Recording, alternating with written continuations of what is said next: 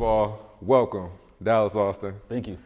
To the Georgia Followers platform. We love having you. We're glad we got you here. We've been trying to get you here for a long time, so we appreciate the time. Well, I'm a Georgia Followers follower, so. Are you really? Yeah. When did you start following the brand? Probably like, I don't even really know, man. Like, it was probably like the last few months, maybe, I guess. Like, I just. Okay. I've always seen it. But yeah, it's just been, you're in Georgia.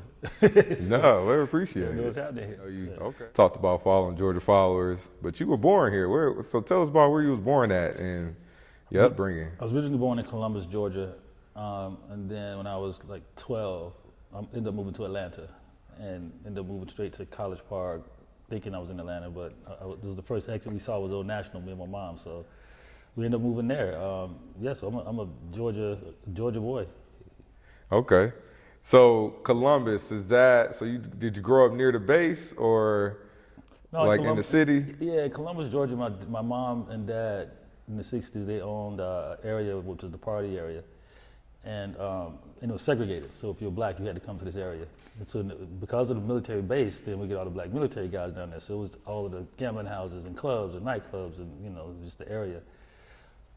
And my dad ran what was called a party club. So if Tina Turner or James Brown and people came to town, they had to perform there and stay there upstairs.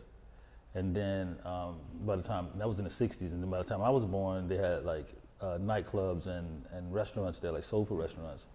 And then a lot of the bands that would come and play, like local bands that you thought was Earth, Wind & Fire, but just a local band would come play at my mom's places, and then they would leave all the equipment up in the daytime. And so while she was doing inventory, then I would be either DJing or like playing on the keyboards or playing on the drums or any stuff that the local bands left up the night before, then I would just go mess with it all the whole day.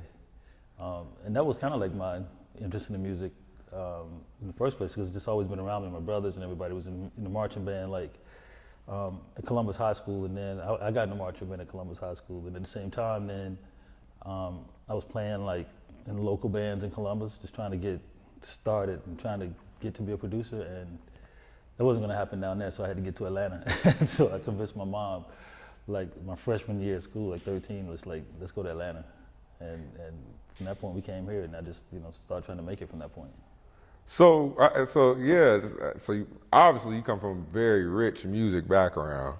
So back then, was there something with somebody being a guitarist for James Brown? Yeah, my stepdad was Jimmy Nolan, and he was a guitarist for James Brown. And okay. So like, I would wake up every morning playing guitar licks with him, and then from that point, like when I was like 7 and 8, I don't even know why my mom let me go on the road, but I was on the road with the JBs the whole summer, and I rode with the bus with them, and so I went to all the James Brown shows and all the rehearsals, and I'll be under the organ all the time where Sweet Charles is playing and Maceo Parker's playing, and it was, as I look back on it too, I'm like, I don't know why my mom let me go on the road with James Brown at like 7, 8 years old.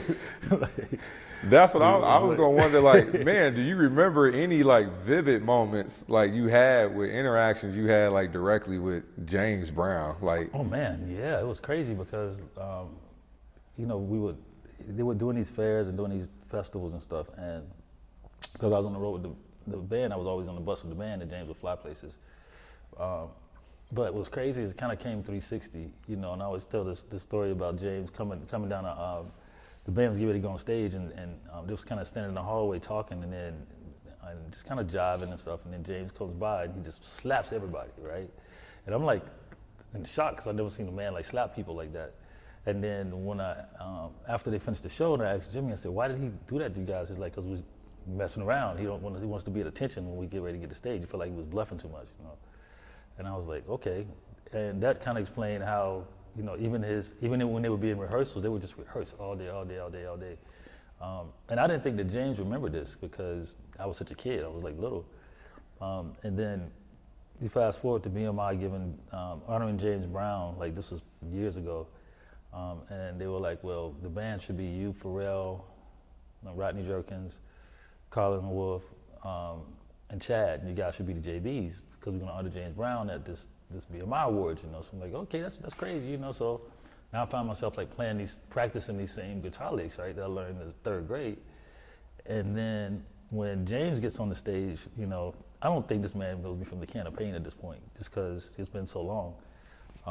And in the middle of the performance, he goes, "Where's Jimmy Nolan's boy?" I said, "You know how long I've known this boy?" And I'm just like, when he starts talking on the mic about how I would be on the Sweet Charles organ and how I would be on the road with them and all this stuff, you know. So it was a full 360 kind of weird moment, because here I am now playing those guitar licks behind James, and then him remembering me, you know, was even more important. So then after that, I kept in touch with his family, and you know, I got a lot of his stuff, a lot of personal pictures, a lot of like James Brown outfits and mink coats that says "Made for the Godfather's Soul," and I have a lot of his like paraphernalia from him, from you know, just being there.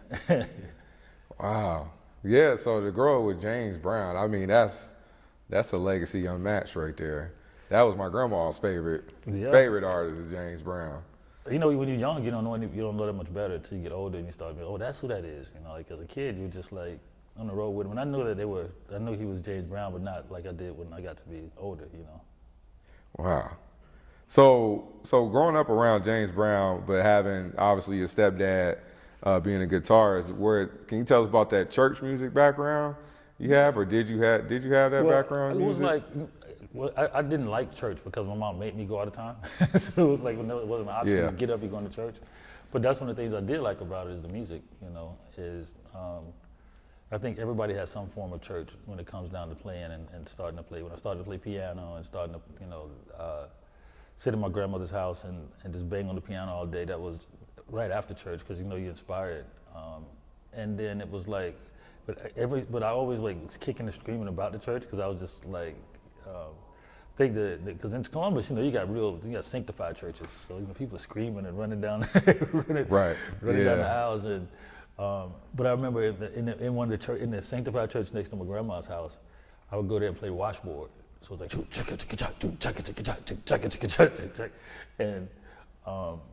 and it was just a whole different vibe. And then we didn't, because you know, like I said, when you're from a small town and you got your grandma and your mom, everybody's, you know, growing up in that church, then you're gonna go to that church too. So I just found my way in it and started just to be like, I think between the washboard and the drums and tambourines and stuff is where I resided. And then I started I would go home and I would play keyboards. But in the church, I would just be the washboard. The washboard. Do they still use that today? I didn't realize that a washboard was actually a washboard when you was playing it back then, because you played it with this little metal thing, and it just makes that noise, that chuck. But it was actually a washboard we used to wash the clothes on. $1,000 courtesy of American Deli. All you have to do is subscribe to our YouTube channel. That's $1,000 to one lucky subscriber. It was just called that just because of the instrument it was, but no, it was actually a washboard. Okay, now you talking about growing up in church and being in love with the instruments and things like that. I heard this on Take's podcast recently that the reason they're, you know, starting to put that stigma on R&B is dying is because the musicians now aren't coming from a church base anymore. Yeah. What you think about that? I think, I mean, there's a lot of truth to that, because some of the real, you know, like a person like Zaytoven, who, you know, even though Zaytoven makes a lot of hip hop beats, he really plays amazing. You know, he's an amazing piano player, and you can hear the church. So you can hear people that went to church and actually you playing in church. You can hear those people, and you don't hear that a lot in music now. You don't get a lot of people who, because you can't. The church music isn't really made on the laptop. I mean, it is when you get to recording in the studio, but inside the actual church, you got to be in there playing, and so it's not you don't hear a lot of that come through music anymore, because you don't see a lot of people in the church actually playing anymore. You know, they're right about that. The music has changed also, so it made it where, you know, it doesn't require you to play that well, you know, to make music anymore. You get loops to make the music, you can get this to make the music. So a lot of the times the things that I think a lot of us that was young, you know, a lot of the things that we liked about the church was the music, right? Because you're too young to really understand anything else, so you get in with the music. And now that's not a big part of it. As far as, you know, how you influence, then it's definitely missing from it. You can see people play today or hear them make songs today, and it's nothing like a person that's played in church. You can tell. Yeah, because when I think about church and music, I think about like Whitney Houston, right? She grew up in the church and she became obviously the icon she is, and several other artists as well. So I know you have an upbringing with James Brown, but you also have your biggest stand, I think, from what I learned about you, is you a stan of Prince. Oh my God. And what's crazy is I was such a fan of Prince because I remember going back to my mom's restaurant. Nightclub. I would go in there and I would play the Prince records, right? But I thought he was a girl at first, because like Soft and Wet and some of the first songs, you thought it was a girl. And then when I found out it was a guy, I was even more like, this is amazing, right? And I just dove into Prince so hard that I was like obsessed. I would come home and play Get It Up on my keyboards like I was in time. I would act like I was in a group. And I always thought that because I was so obsessed with Prince, and Prince was really underground when he started, doing like the Dirty Minds and Uptowns and like the Party Ups and all that. It wasn't like, you have a 6-song cassette, but it was kind of really underground because of what he was talking about. So it was the closest to being like punk and hip hop at the same time when he started, because everything he said was so, so underground and so rebellious, and stuff you haven't heard yet. And so I think a lot of us that became real Prince fans started there, and then came up on the other side of it. But he was also, I didn't know that other people did anything. I thought that the writer, producer, performer was all one person because of Prince. So when I came up writing and producing, that's how I learned, because I thought that one person did everything. I didn't know it was a different writer and a different producer and a different composer and a different player. I thought the one person did everything because Prince did it. And so that's how I learned. That's how I learned to write and produce, is listening to his records over and over, listening to how the words were written, listening to if, blue meant the color of the feeling, or, him taking lyrics and just being like poetic with them in different ways. And so I was such a Prince fanatic. I went to his first like concert in Columbus. Like I would go to concerts a lot in Columbus because my mom owned the soul food restaurant that like was literally down the street from the auditorium. So everybody would come there and eat. So Zapp and Roger, George Clinton, Lionel Richie, or every band, anybody period, Parliament, like Barcades, anybody that came, they were gonna eat there. And then the concert was right down there. So I would go to every concert period. I seen the Mothership Land, I seen like Earth, Wind and Fire spinning with the drums in the air and all this stuff. And so me as a kid, that's kind of how my weeks went. Is whatever concert came, I was gonna get it. My brother would like take a snare drum sometimes and sneak me into the concert. Like, oh, I got a drum for Roger and Zapp. And oh, come on in. That's how we would get in the shows in the backstage. Really? Taking my snare drum from school, like the snare drum in the black cases you have in like 6th grade. But yeah, I was always, I think my brothers, they saw me being that way at a young age. Like they were into music, but me coming up around them and then just going to the next obsession with it, I guess, then they would kind of, they were able to see that. They would support me like that. Like, hey, this person's coming. That's one of my biggest things, I think, for me, is that I've got to work with a lot of the people that was in that restaurant. I worked with Natalie Cole, I worked with George Clinton, I worked with Lionel Richie. So it's like a full circle. A lot of my life is like that full circle trip that kind of comes back around, because, being rooted in that, in music, and then being able to work with those people, even if you're working with different people, it's just a different kind of dream come true working with the people you've seen in that place as a kid, and then remembering it, like George remembers the places and stuff, Correct. Yeah, because George Clinton's still touring today. Still touring today. But the mothership is in D.C. It's in the Smithsonian, yep. Yes, it is. Yeah. I actually saw that in person. Have you gotten a chance to see that again? Yeah. Now, I as an thought adult? I had to tell my mom, I was like, I got to get to Atlanta to see the George Clinton concert, because then it was the Omni, right? The Omni Hotel in the auditorium. I was like, the roof is going to open up and the spaceship's going to come in. And she's like, I don't think that's gonna happen. I don't want you to get your hopes up. And they're like, no, Mom, I'm telling you. How else they gonna get a spaceship in the building? They're gonna open the roof up, spaceship's gonna come in down, and George's gonna get out of it. And so that was my, like excitement. That's the thing I was looking forward to the most. And then when I went to the show, you couldn't really tell because of the way George had it rigged. He had a little spaceship that came from the back, came over the audience, and he had the big spaceship behind a black curtain at the top. And so you couldn't tell, so it looked like it on the commercials that it was coming in through the roof, but really it was just going across the audience. And then the big spaceship would come down on the stage like this, so it looked like he flew in, but really, being around George all those years, I got to ask him all those tricks. Like, how was he doing all that? And how are you having that many people on stage? And how are you making all the costumes? And it was just, it was just phenomenal what he was doing. And he's still doing it now. He's still on the road, still. He's being sampled a lot too. I know Kendrick Lamar sampled some George Clinton on one of his albums. I mean, Dr. Dre, everything from the West Coast was all George Clinton. The West Coast sound of music, period, of hip hop, is all George Clinton stuff.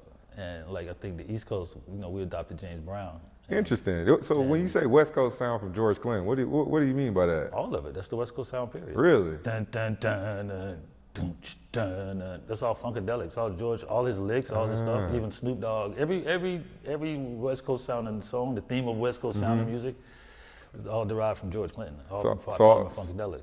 So when you say like West Coast sound, you mean it like what I probably would be familiar with is like Mac Dre, like Spice One, All like that. that type of sound. All of it. That deep underground, like where it started. Mm-hmm. Wow, I never knew that. Even Dre Day, all of Dre, and even the Snoop Dogg, yeah, dog, that's all Atomic Dog. That's all George Clinton. Okay. And so during that time, like where Parliament and George Clinton, was sampled to kind of start the West Coast sound, and then over the East Coast was all James Brown. So it all sounded like dustier and more hip hop and more what we call New York street. Even the stuff we was doing in Atlanta, it was just a combination of like the East Coast sound being that and Curtis Mayfield, where all West Coast was George. And then George started coming to Atlanta and working out of Georgia, and doing. He worked in my studio. Had DARP. He would come in and work there for years, and that's how a lot of the stuff with Goody Mob and Outkast and Too Short and all the other stuff he was doing out of my studios in Atlanta, because he just came and camped out in Georgia. He's like, man, this is where everybody at. And he would just come and be at the studio, and he would be in there working with Akon one day, or working with Outkast another day, or working with this person another day. And George would sit in the lobby with us, and he would tell us all these stories about the New World Order, the Behold the Pale Horse book, and he would be like me, Busta Rhymes, Diamond D, Eric Sermon, Goody Mob, Outkast, all of us sitting in one room, and he would just be preaching us about, you're gonna have a credit card, you're not gonna have any checks, everything happened along the way anyway. But Goody Mob took from from those sessions, and that's when they started doing, cell therapy and stuff.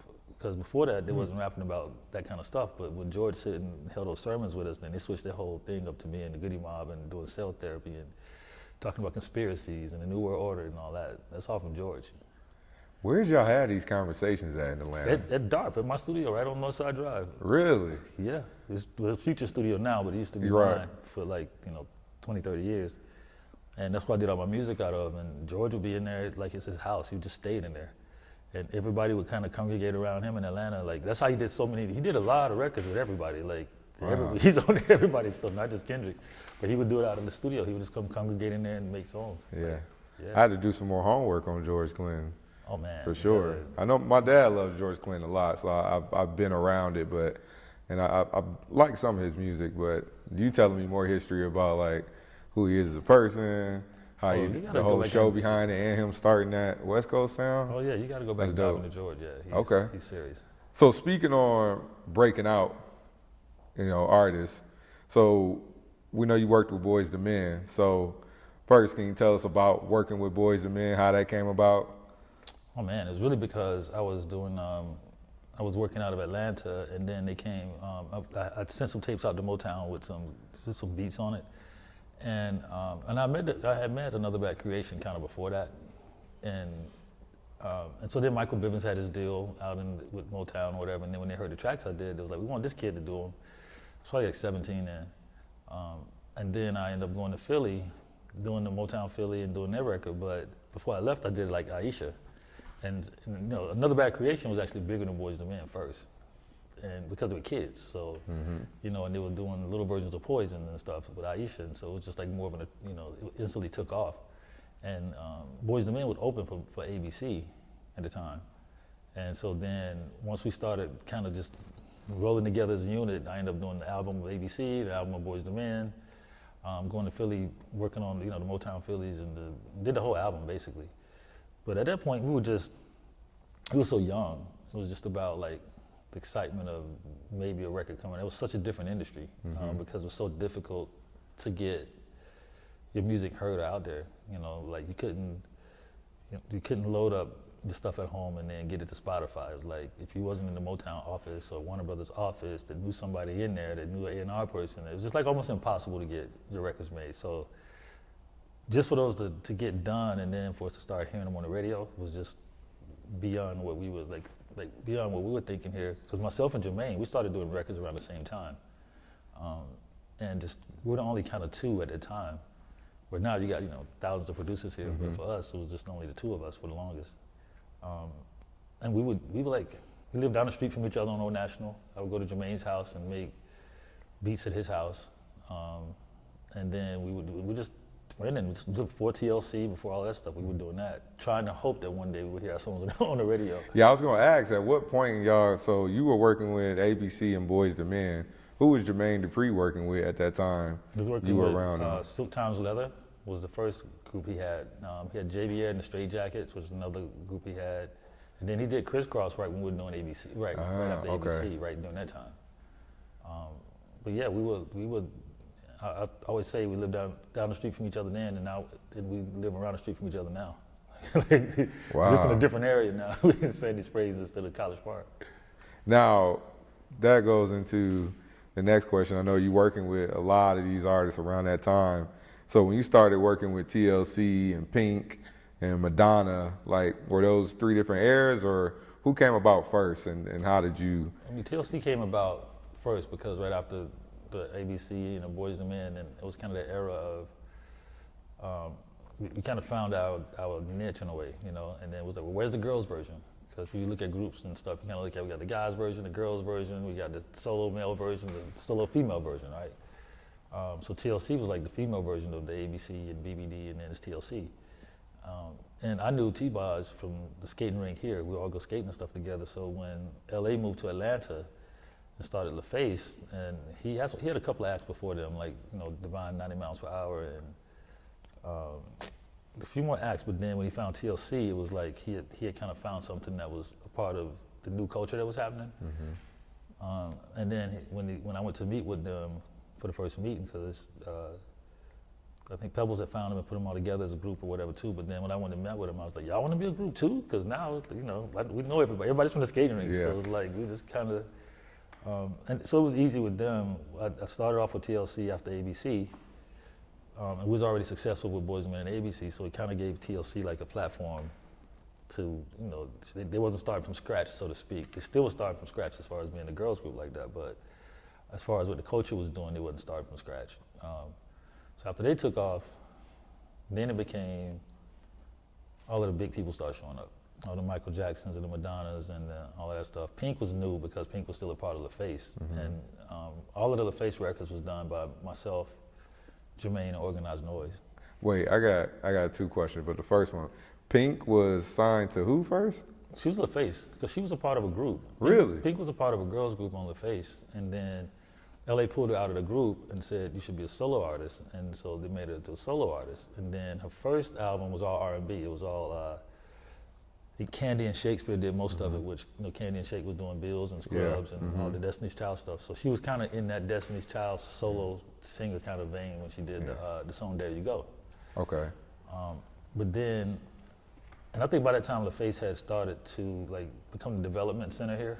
So they gotten really good at finding acts from here and then making them look like they had the glam from LA and New York, or what you see in videos, because they had the money to do it.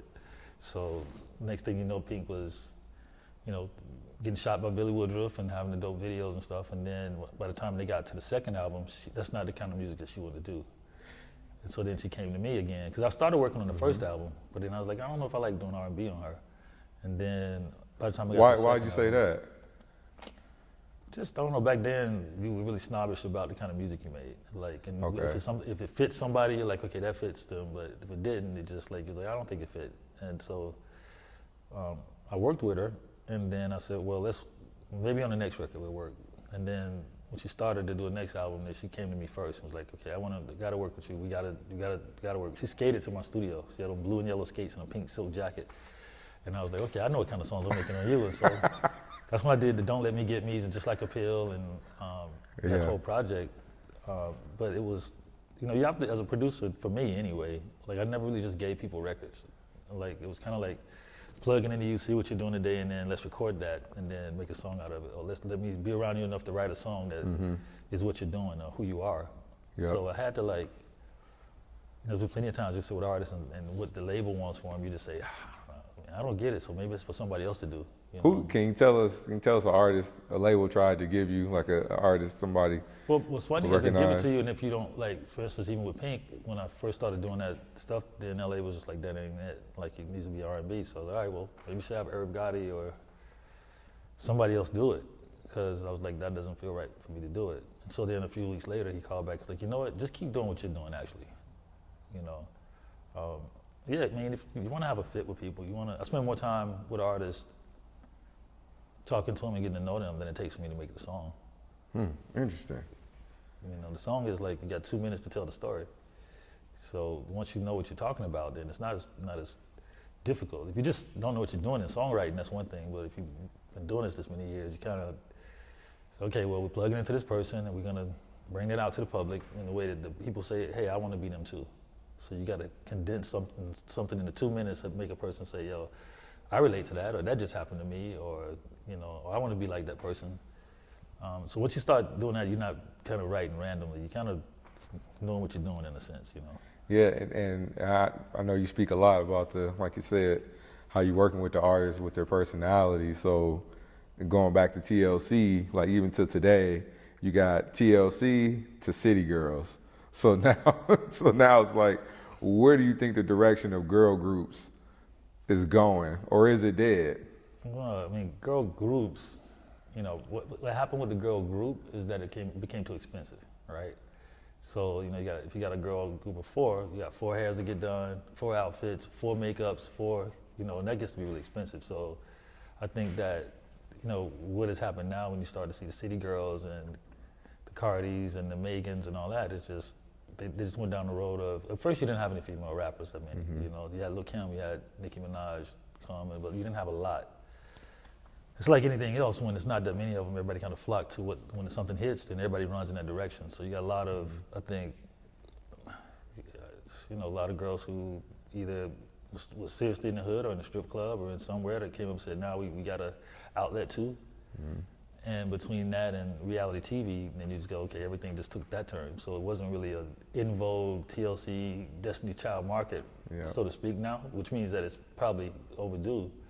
But every time I've seen somebody go down that road, it just gets to be where, you know, unless you have the right budget behind you, like if you look at K-pop groups, they can have 13 people in a band, you know, 7 people, 7 girls or 15 girls, but, you know, they got a big push and a big thing behind them, and they kind of, it's like a different story in what they kind of look at. If you look at America, especially when it comes to the labels and music, you know, they're still trying to figure out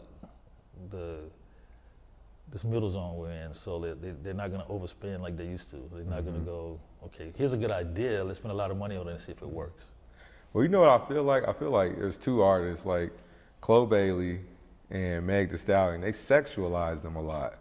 It's more so like their talent. Do you see that? Do you agree, like, with kind of, like you mentioned Cardi, but like Meg Thee Stallion, Chloe Bailey, I see do it. Like now everything that they do, it's almost like they over-sexualize who they are to keep people's attention. Is that more so the lines you speaking at? I mean, yeah, that's just a product of social media and everything else. It's like, you know, of course it's over-sexualized. If you looked at the BET Awards last time, it was just ridiculous. It was like a twerk festival. Everybody was just like, can we outshake each other the whole time? It was almost just like, come on, like, we gotta do something else. Are you talking about the Sexy Red? It was like everybody, the whole show was just full of, just, by the time you watch the show, you just like, what are we doing? We don't have anybody else like do anything? It's not that's bad, but like it's nobody else doing anything else. So you don't feel that was an ode to hip hop? I feel like BET tried to be young. I feel like that was a young BET award show. Like they wanted to. It was, but even the youngsters started being like everybody's redundant. You know, you still need a break of like something else. You know, I think that's just a product of, for one, the label's not wanting to miss on anything, so everybody's looking for the same things. And then if one person is going to win by being over-sexy, then that's what everybody else is going to do. And where it works too is whoever can come out, especially in hip-hop, especially in the female genre. If you've seen Lil' Kim, then Nicki Minaj got to say something harder than she said. Then, you know, Cardi got to say something harder than what she said to like who can get either the most ratchet or the most disgusting sometimes, just to be like, how real can we be? And when somebody hits that nerve, you know, now it's Sexy Red. So, and then she's doing stuff way more harsh and way more like crazy than what Nicki did. And you know, so it's always about when the new one shows up, they learn from younger things, right? And when you're younger, the things that's dripping down to them now, that's at the top of their list is over sexualization. How ratchet can we be? How like, because actually it's become popular culture. It's not an underground culture no more. That it's like brands look for it now, where they used to shy away from it, but now they'll say we need that, you know, and to support our brand, or we need it to support this part of society or whatever because of the brands and stuff, you know. And then now I will tell you, I'm gonna be honest with you, Dallas. I'm a Sexy Red fan, but I'm on both spectrums. I understand I understand what she's not good for, and I understand what she represents, because she's only representing who she really was. Seems like she's very authentic in who she was in St. Louis. But there's it's a lot of her, side. like not in just St. Louis. It's a lot of her, you know, in Houston. It's a lot of her in New Orleans. It's a lot of her in society. That wasn't like kind of. And that's what I was trying to say, is that when you're young like that, then it's a, you know, even when we did Monica, right? Monica was the only one like her with that attitude, and to me she reminded me like a D from What's Happening. She's like a 13-year-old girl with attitude that's like, you know. And then but she was a product of the environment. So then what made her successful was like a lot of other girls like her was like, I want to be like Monica, right? So it's the same thing with a Sexy or whoever else. When they come up and they have the Nickies and them to look up to that they came up with, they want to do better, harder, more. You know, you want to be as big or bigger than the artist. And so you're just from the environment. If you're not from the environment, you're not going to make it. You know what I'm saying? So Sexy, and she's not just St. Louis. She's every girl like her in every project and every, you know, she represents a whole society of people. And then she's not going to be the last one. It's going to be somebody that's going to come along that's going to be even more raunchy, even more hard, more this, more that. Or it's going to be somebody that come along the tipping point and take it the other way. And then everybody will start going that way. You know, it's just about fad. And fads change with, like, they change pretty quick now compared to before. The 1 minute they'll be, you know, all on this person, especially when it comes to rappers and stuff. Like the fan base is huge, and then as soon as somebody else comes that rings it, they all go over here, you know. And then if something comes that really gives you a big difference, when Dolce shows up, then everybody really goes over here, because, you know, like anything else, everybody gets tired of hitting the same things. You know, it's just different variations of the same songs. But when somebody comes with something different that stands out, that person is usually going to lead the pack for a while, and then everybody's going to start looking for people like that, you know. So good thing you brought up Doechii. Now, for you being a vet in the music industry, do you think they pressed a button on Doechii? No, I mean, I think that what they did is like they do, which is like now, like I said, the industry's changed. They say, okay, well, let's see what's going to happen with her first. So even down to a Sexy Red and them, she was already bubbling before she starts to get big. So they already looking at numbers going, okay, she's growing. And when they look at something like that, then they throw the net on it. You know, so Doechii wasn't her first. You know, she struggled just like everybody else has as an artist. It's just that when the light hit her and the label sees it, or the people see it hitting her, then they go, okay, now that's what we go with. You know, it used to be different. It used to say, let's put it out and see, let's put money behind, let's put $2 million behind this act off the bat. Let's do all our marketing and our promotions and stuff, and if we tank, we tank. We got to figure out a tax write-off, they called it. But there was no other way to tell. You didn't have no way to judge it. You didn't have no internet. You didn't have anything that was like, going to give you an advance of how that could be. Now artists can put a record out, and if they start to swell, then you say, okay, that's who we're going to chase them, because apparently they already got it. Apparently somebody's already buying into it. People like them. So they start to put their money into things that's already happening. So, question about, I know you mentioned Monica. Where did you meet Monica? How did that relationship become about? And then what were your songs? What were your favorite songs you produced for her? We met because she did a talent show. Ryan Cameron from Lee. Yep, from the radio. He did a talent show, and Kevin Wells, who was working with us at the time, he went to the talent show. He was doing A&R for us. They came back and he's like, I found this little girl. You know, she's like 12 years old. And I was like, all right. She came to the studio and sung For Me the Greatest Love of All. And then after she finished that, she was like, can I go? And I was like, dang, look at her attitude. She had a little gold chains on and stuff. And so I was like, all right, I understand who she is. And then from that point, I started to, you know, sign her. We started to make records. And because she could sing so well to be so young, they kept trying to make her into a Whitney Houston type. You know, she needs to be singing the big ballads. And I'm like, no, she needs to sing songs that's in her realm of her age and in her environment. So they were like, oh, name Monica Arnold. But no, her name is just Monica. you know, and they had a problem with Don't Take It Personal at first because they said just one of them days instead of just one of them days, like back then, you know, because it was considered Ebonics back then, right? But it was just, you know, she's a person out of the environment of Atlanta who grew up here, who grew up in hard times too, just with what she had to deal with as a young woman coming up, I mean, a young girl coming up. And through music and through what we were doing, she kind of found her place in it. Because, you know, she was just, the things that she grew up around, you know, made her have the kind of attitude she was having, you know. And so when she got to start putting it into music and we started working on the Don't Take It Personals and then doing that whole album, and then to see that go to then the Boyz Mine and then doing that project, and then to see her kind of keep growing, even For You I Wills, everything about her was a growth pattern. She's like my daughter, so she's, you know, because she started with us so young that I just watched her grow up through this whole journey of stuff, you know. And she's always been one of my favorite artists, just because she's always been solid. She's always been her family's always kept her grounded. She's very into her family and to her mom and her aunts and everybody. So she's always had that grounding that she's never really left the ground, you know, and you can tell about it right now. So were you a part of the Brandy Monica movement? Were you around at that time still? Yeah, we did the Boyz Mine, so. Okay.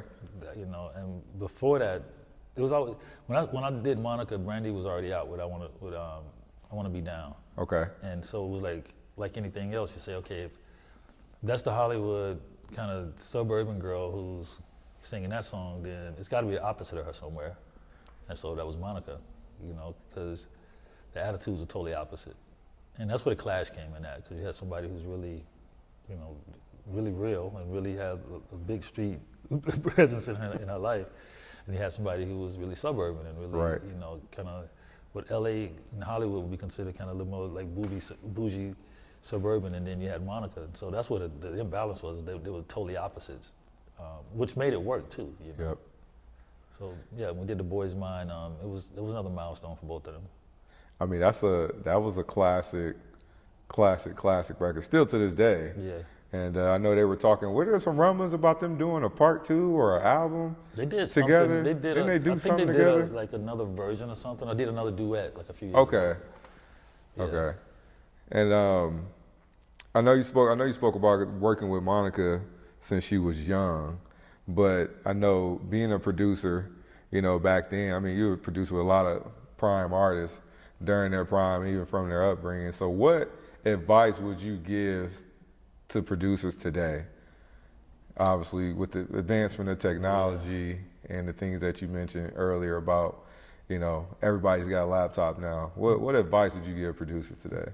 I mean, producing is still, you got to find your way, and you have to do stuff the way you would do it. Because I guess the first step is doing it the way everybody else does it, because you want to learn how to be a producer. But it's really now, because you got to cut through so much static. It's easier than it was before because of, you know, companies like, I have DAD, my company, and you have United Masters and Distro Kids and all that, where we can load up at home, and it's easier for people to hear your stuff because it's up to you at that point. You know, you can put your records out, you can get them heard. Whereas, like I said before, it was like on lockdown. So one of the biggest things I would say is you got to find your lane, you got to stay on it, you got to stay focused in it. It's 100,000 records a day that comes out now. Whereas, you know, for us, when we started, it was like, okay, is it 10 records coming out this week? You know, so if you knew the big albums that was going to come out, you went to Tower Records, you were like, okay, Michael Jackson's Dangerous is coming out this week and something else is coming out. But it wasn't like 100,000 records coming out a day.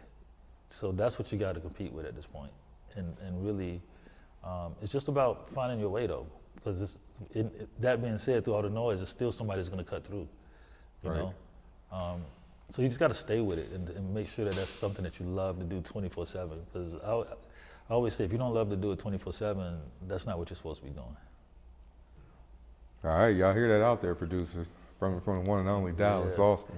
You're gonna spend all your time doing it. I missed out on a lot of stuff because I was in that studio coming up in life, but you know, it pays off. And anything you do and you put that 10,000 hours in, I don't care what it is, you can't help but to be great at it. If you look at, you start playing golf at 5, you don't think you're gonna be great by 19. So like, absolutely. Yeah, it's just that how much time you put into really being obsessed with what you do. So not only is Dallas Austin a music producer, Drumline. Yep. tell us about just your involvement with Drumline. And we heard Drumline was inspired by your own experiences. Yeah. And because Jason Weaver told us that even ATL was based on your life a little bit too. So tell us about Drumline and ATL, what that has to do with you. Well, they're both my life stories. They're both like me going to Fox and telling them, hey, we should make a movie about this kid that can't read music, and he, plays in the marching band and da-da-da-da. And it was really, when I pitched the movie, it was a high school movie, because in Columbus High School, I was in the marching band. So it started out there, but I was always a marching band kid, because my brother was always in marching band. So you had college, and you had, so I lived in a marching band kind of family. When I went to Fox, they wanted to put music in movies, and found a way back then to do like musicals in a way. And I said, well, you don't want to break out doing Singing in the Rain at that point. It just wasn't the environment for that. So I was like, you got to find a music vehicle, like a marching band. And so that's how it all started. And it took me 10 years to make Drumline.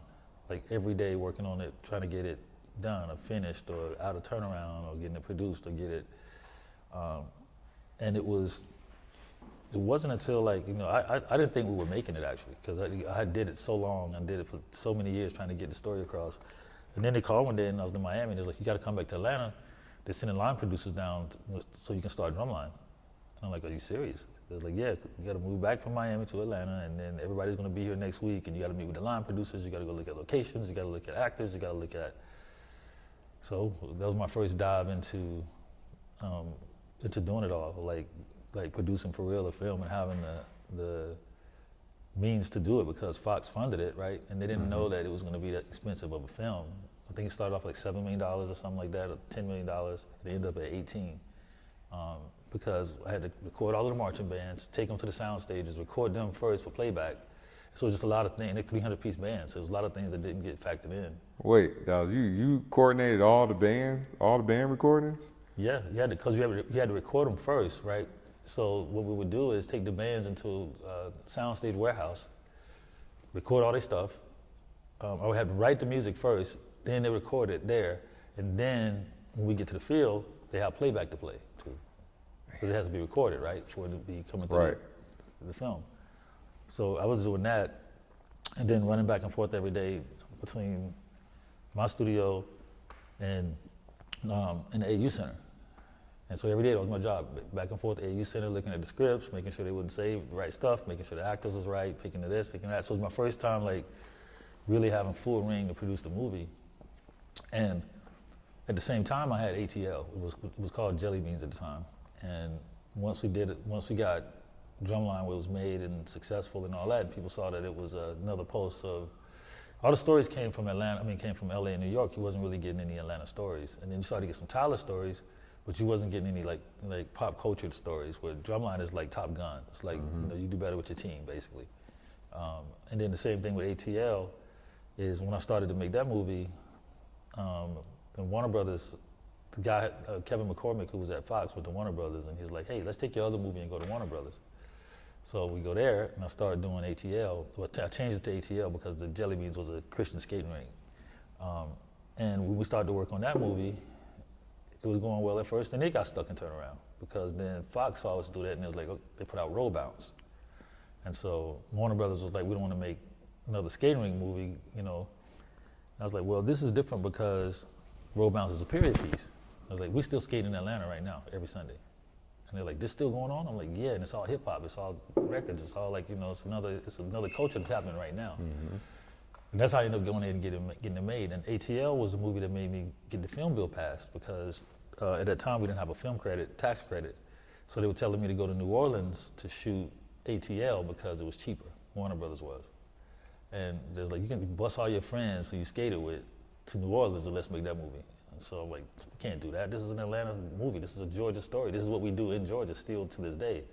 So then I went and got the New Orleans bill, brought it back to Georgia, asked the governor something if I do. I said, can we do, I didn't even know what I was doing. I was just trying not to go to New Orleans, to tell you the truth. And I said, can we do something like this? Can we pass a film bill? And then they were like, nope. We got too many other problems. We got sewage problems. We got all kind of problems. We're not passing no film bill. And then it got back to the industry here, that they had said no about the film bill, and then everybody started calling the governor's office like, you don't care about entertainment, you don't care about writing them letters and all this stuff. So then he came back to me and was like, Dallas, what are you talking about? Because now all this dust has got kicked up and I don't really know what it is. And can you help me out with this? And so yeah, you know, we need a film tax credit so we can start filming here. I tried to buy Lakewood a long time ago, like 30 years ago, because I saw that there were sound stages. And I'm like, guys, you're just doing a gun show and an antique show in the middle of the hood? Once a year, gun shows over here, and you got these sound stages over there. They're like, yeah, we built the sound stages for Smokey and the Bandit and for Free Jack. They're actual sound stages. I was like, yeah, they look like them. And so we was trying to get them back then to turn everything into film studios. Because I knew that, you know, we're telling stories, right? So the music is the first story that was told out of here. We kept telling stories through music, like when people would see an Outkast and them talking about the 166 or talking about Hamilton Road, people start having their own imaginations in their head, but not seeing them, just listening to it. And all the stuff we were doing and at the playground and all this stuff. We're making records that was vivid enough for people to get a gist of Atlanta, but not see it. So when we started doing like ATL and Drumline and stuff, it was like, okay, this is what's going on visually there. And it is a community of creatives and culture, and it's not just limited to the stories that Tyler's telling, but it's another angle of stories is there. And so I ended up passing that film bill and then shooting ATL, and it came out that was successful too, and now everybody's shooting off the film bill, which is great. It opened us up to be Hollywood, basically. Now, were you a part of selecting the cast for ATL? Yeah. So T.I. was your idea? But T.I. was supposed to be in Drumline first. And Really? Yeah, he was my first pick for Drumline. And then, because I was trying to find somebody who kind of felt closest to how I looked and felt back then, you know. But then, I think he auditioned for it, but his character didn't fit the role the way that they wanted it to be as universal. So, you know, Hollywood kicked in and said, what about Nick? And I said, okay, cool, so we used Nick over here. But then when I got back to ATL, I told T.I., I was like, I'm gonna come back for you for the next movie. Because I was trying to build a little Brat Pack out of Atlanta. So, you know, wanted Tip and Jason Weaver and all my same kind of crew, you know what I'm saying, we could tell these stories with. Big Boy was another one. So I went to Big Boy, went to Tip, Evan Ross, that was his first movie, ATL was, so I picked him to be in there. And he was like 16 then. But all, you know, it was, yeah, I got to do everything because nobody knew the stories we were telling. So if they know the story you're telling, they try to interrupt you. But if they don't understand what you're talking about, but they know it's a good idea, then you're the only one that can tell it the way it's supposed to be told, you know. So both of those movies came out as, for me, it was those were my escapes, the marching band and the skating rink. That's how I got away from Uncle George and all the stuff I was dealing with anything. I just either did it in music or I did it in skating. So basically those were my two outlets those films were. Yeah, I mean, those two things are essential, definitely some essential depictions of Atlanta, Drumline, and ATL. Now, can you tell us a little bit about Freaknick? Oh yeah, Freaknick was crazy. Have you had any experiences at Freaknick? I mean, oh, yeah, not explicit ones, but you know, back in that time, like, what do you remember around Freaknick? It was just impossible to live in Atlanta and not be a part of Freaknick. It was just you couldn't not be a part of it because it took over the city so much. So I remember when it was small and it was just at the park, and it was cool because like the barbecue and everything. But then when it turned into the actual Freaknick, when you couldn't like get around anywhere, you couldn't drive anywhere, you get stuck on Peachtree for hours. So you just had to get out the car and dance like everybody else. So like, and it wasn't until like it had its moments of being like obviously where it was fun, but then it's like anything else, it just got out of control. Like, and by the time they tried to regulate it, it was too late. Like, you know, it had already started just to be in a, you know, it was just like crazy. Because you got so many people that wasn't even in college no more. It wasn't about the Black College Weekend that it started being about the Freaknick. And so you started having everybody show up. So you started having thugs show up, you started having college kids show up, you started having like it was just a free-for-all in Atlanta is what it was like. So if you showed up there, you just knew you was gonna be crazy. And it did turn into, you know, it did get out of hand. But that felt like it was an era. It wasn't even like one time, it was like an era of Freaknick, because it was years. But it was, you know, when it first started out, it was fun because culturally for us, we were doing music. So to kind of be that young and then be involved still with stuff that was massive in the culture like that was still fun for us because we were young enough to be, like I said, in the mix of it. Myself, Jermaine, all of us was still making music. But now you know, you can see it represented through, you know, that big social gathering. You know, I remember one of the times they had the picnic and it was like Outkast and everybody was out, you know, during the time it was like a LaFace picnic. So it was like Outkast and Bad Boy and all that combined. They had a LaFace picnic? Yeah, combined in the Freaknick. It was like saying. Wow. But yeah, we had some good times in Freaknick though. It was just being young and wild and not knowing any better. You know, you look back on it now, you're like, oh, that was insane. But back then, you was like, yeah, I'm right down the Chocolate Peach Street at 3:30. Yeah, I've heard about Freaknick. I mean, I wish I was there. I mean, it seems like it was a great time. It was at first. At the end of it, it got scary. Yeah. Now, I'm gonna move around a little bit because we get into some of the last questions we have for you around some culture news. But what do you think is your best B-side record that you have? Wow, my best B-side record. Your best B-side record. Well, I think it was a record called You and Me that I did on TLC. That nobody probably even know of it because it was a B-side record. Yeah, well, that seems to be where the real music is anyway. You know, the singles and stuff are pushed because of reasons, you know, beyond our control. But the B-sides is what keep us connected to the artist, I think. And Prince is what turned me into the B-sides because his B-sides a lot of time was better than the song. Yes, for sure. I agree. Yeah. So, are you involved with the FIFA World Cup that's coming to Atlanta? Tell us about your involvement with that. So the mayor called me and asked me if I would do the Sonic ID for Atlanta for FIFA World Cup. And so they had each city that it's going to be in America, they had each city do what would be their version of the FIFA World Cup song to represent that city. And so when they called me to do it, I was like, yeah, I want to do it. But then after doing it and then seeing the reaction to it and seeing the way it turned out and seeing what it's going to mean for the city, we had the best one. Our song was the best, not just because I did it. All right. It's like, I believe you. But yeah, because it just captured the spirit of Atlanta. And I think Atlanta's such a music city that we had a little bit of an advantage to what it would feel like. But yeah, it's the Sonic ID for Atlanta, so you'll start hearing it more. They as the year comes, it's like the theme song for the World Cup for us, which, you know, for me, that was a big staple. And at the same time, I did we just finished the 1996 Olympics documentary called The Games in Black and White, which is very interesting. Yeah. I did all the music to that also, but it's a lot you didn't know about the Olympics coming to Atlanta that's in the documentary. And until I started working on it, I didn't even know the whole story of Andrew and Billy Payne and how they actually made it happen here and what it took to do it and how they set it up. And it's pretty genius as I went through it. Dallas, with the FIFA World Cup, is the bag crazy for that? Nah. You know, the bigger something is, the lower the bag is. I'm sorry, I had to cut in. So you know, you be watching these shows, you go to networks and stuff, and you like, oh, BET's gonna come shoot this big thing in Atlanta. They're like, well, the first thing they're gonna tell you is we got no money, man. Okay. All right, so I mean, I think this is right up your realm. I mean, you're in R&B, so I want to ask about, you know, R. Kelly, aside from his wrongdoings, which are very important, and I totally agree. I totally agree that R. Kelly, you know, should go down for anything he's done wrong to women. Let's make that very clear.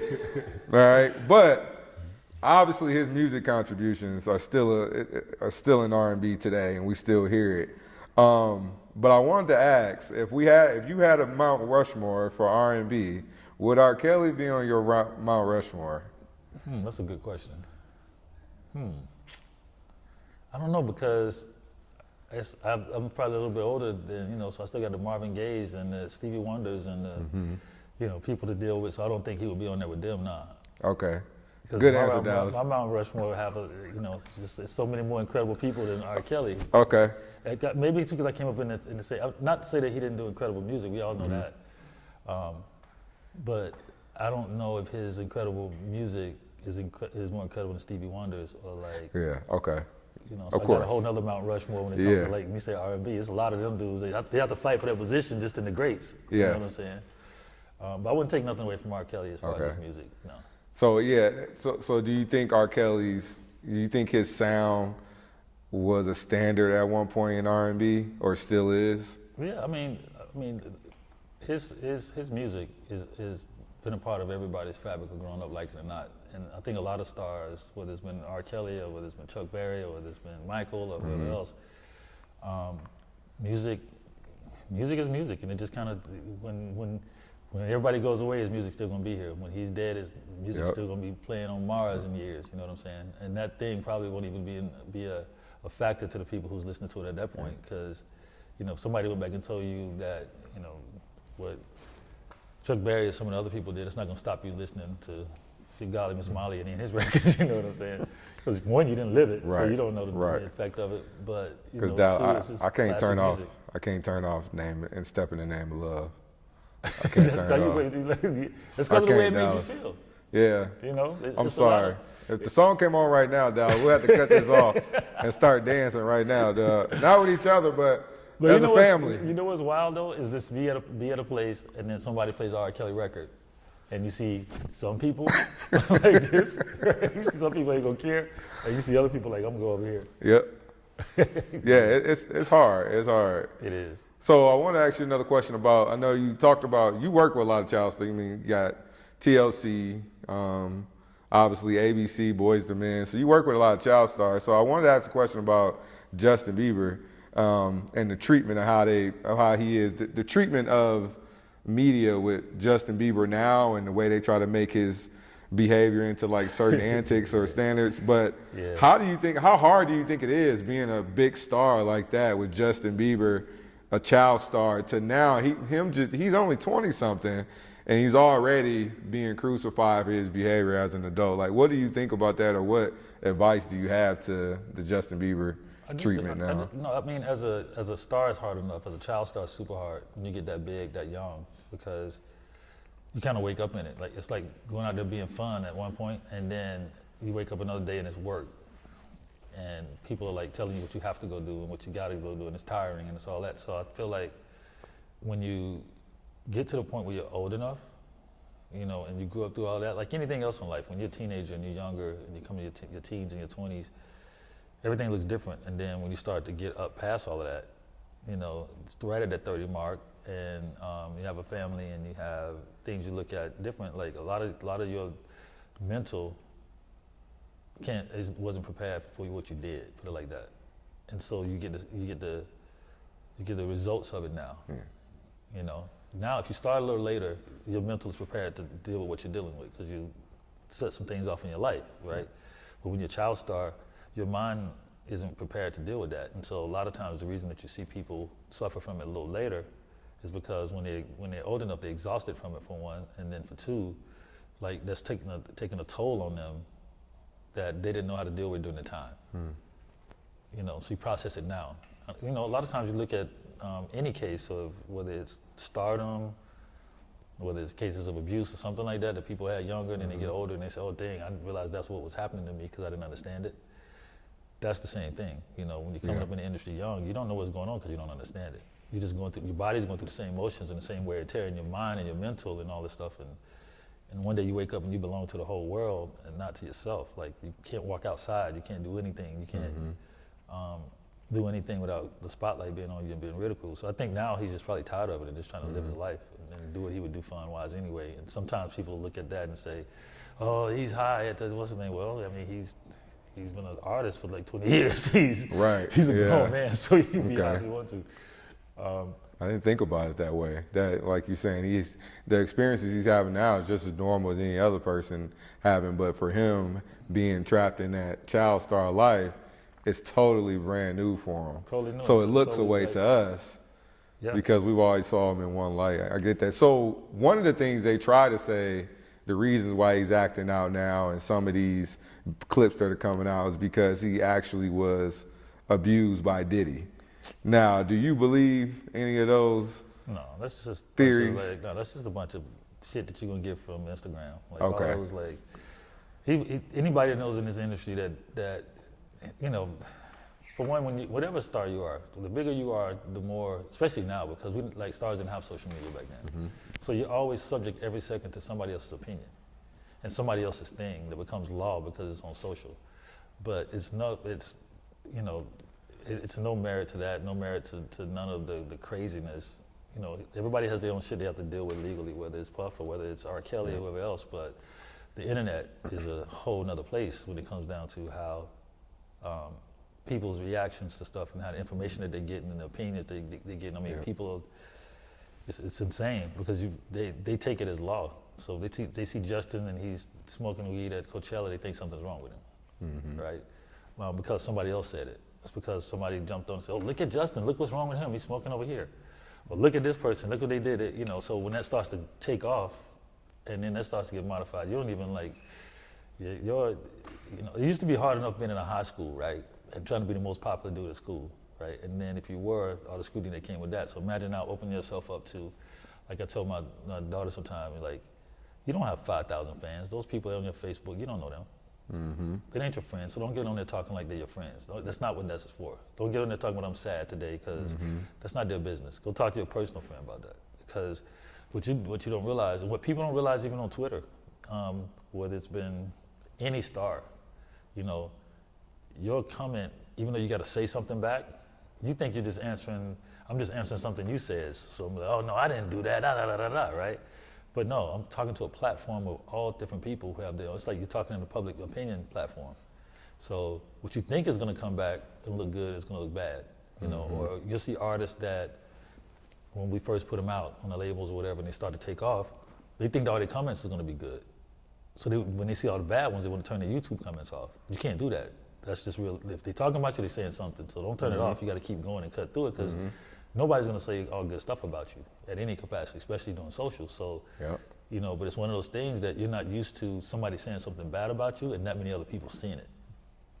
You know, if it's one-on-one, it's one thing. But if somebody gets on Facebook or Twitter and say something bad about you, you're going to respond and not thinking that everybody else is looking at you too. So it's like a setup. So I always tell my kids, use social media for what you need it for.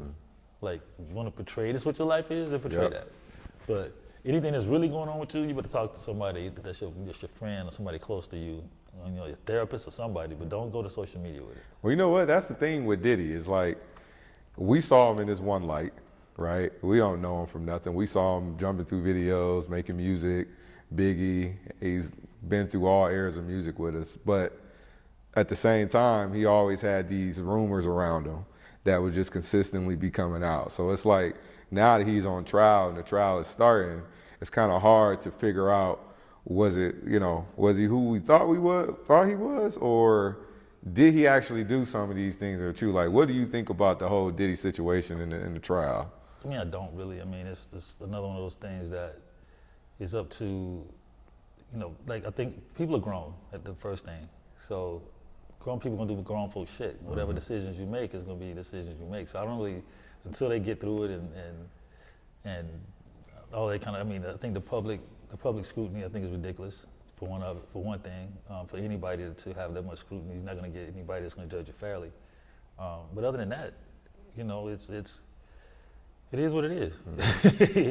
And it's up to his team and everybody else to prove that. I feel like it is a thing going on with, I think especially in our industry, when the ego and money with anybody, I don't care if it's been Bill Cosby or Michael Jordan or Tiger Woods or for anybody, it's a certain way you have to maintain yourself with it. You know, even with Kanye and everybody else, a certain way you have to maintain yourself. But it's hard when you got that much money and you and your ego and stuff start to come to play with the money and stuff that you're dealing with, and the power from the people, who's even more, you know. But it's just one of those things. I think now when you got to be careful as you get in an era where $1 million used to be a lot, now it ain't nothing.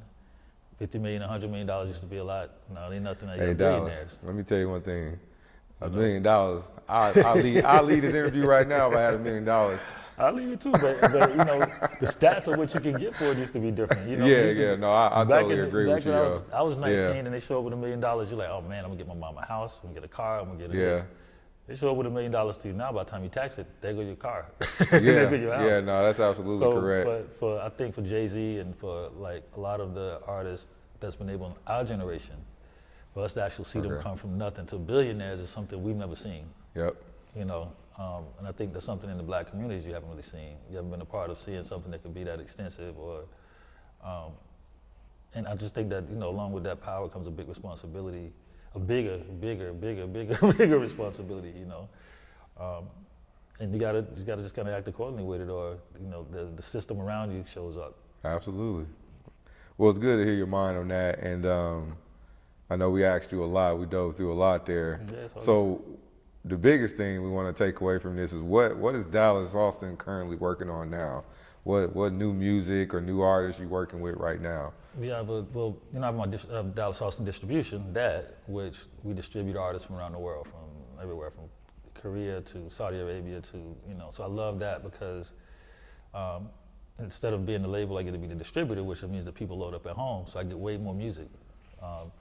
We just dropped a new artist, Ansley, off of that also. She's from Atlanta. She's 24. Okay. She's a pop artist that we haven't seen in a long time. I feel like I always try to run into an area where it's blank at, when it's oversaturated somewhere. So I was good to find her. She's like, I think some of the things I've done with Gwen and Pink and some of the pop artists I work with, I got an artist from here now that I can kind of channel all that through.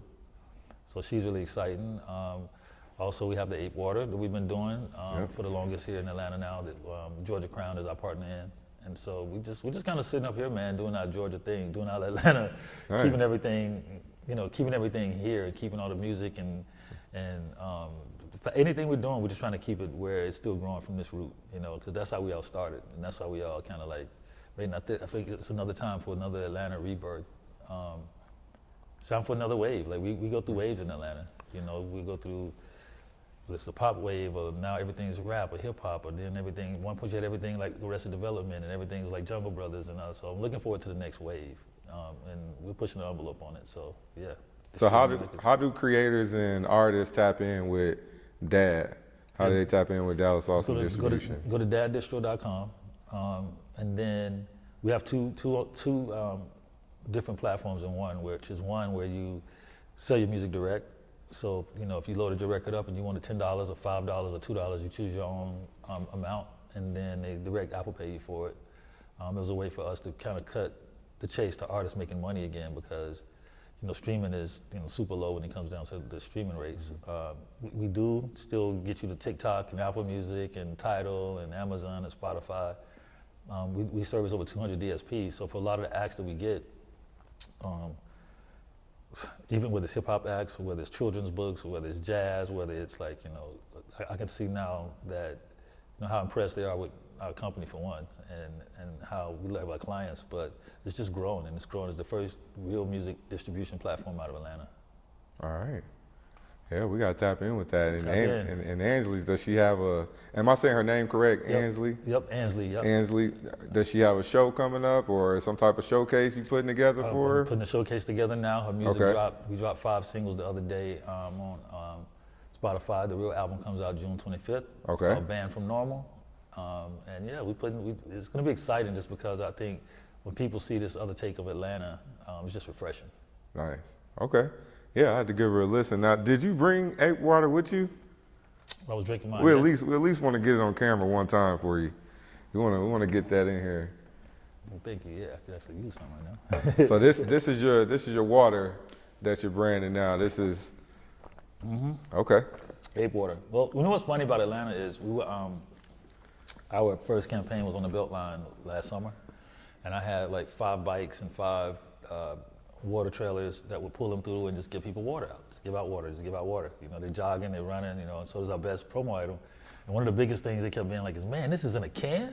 This is a can? Nice. This is in a can? Because like Atlanta is not like California where they're used to seeing, different variations of waters or fruits or avocados or smoothies. Atlanta is Atlanta, so they were like, one of the biggest things for them to get over was it being in a can. We did a deal with Georgia Crown to package the water from Blue Ridge because we wanted to be locally sourced. So this water comes from Blue Ridge. Wow. Okay. And then we can it, and then we ship it. We ship it out. So this is a big year for us because now we're actually getting to the stores where, as before, we was doing subscription and doing other stuff. Where now we got Georgia Crown behind us, we're gonna hit it. I like that. Yeah, Blue Ridge is nice. So I trust that water up there. Yes, it's so good I have me some Ape Water. I like Blue Ridge. Well, look, Dallas, it was good having you. We appreciate your time, taking time out your schedule to meet with us. Yes. Georgia Follow appreciate you. We wish you much success in all of your endeavors, and we hope to have you back. Yes, of course, man. All right. Thank you.